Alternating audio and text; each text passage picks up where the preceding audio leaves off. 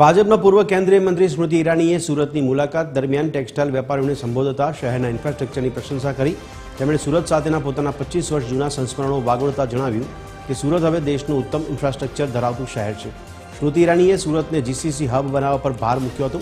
સાથે તેમણે યુપીઆઈની સફળતાના આંકડા રજૂ કરી વિપક્ષ પર પ્રહાર કર્યા અને જણાવ્યું કે આજે દેશમાં સૌથી વધુ ટેક્સ પેયર યુપીઆઈ યુઝર્સ છે.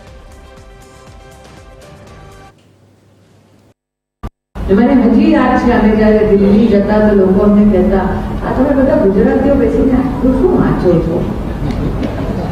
ને અમે કહેતા, ભાઈ મારા ઘરમાં મોદી બેઠો છે, વાંચીને નહીં જઈએ, અધ્યયન નહીં કરીએ અને નાગરિકોની જે અપેક્ષા છે આ અપેક્ષાના કેન્દ્રમાં રાખીને કામ નહીં કરીએ, અમારા પણ બોસ બેઠા છે.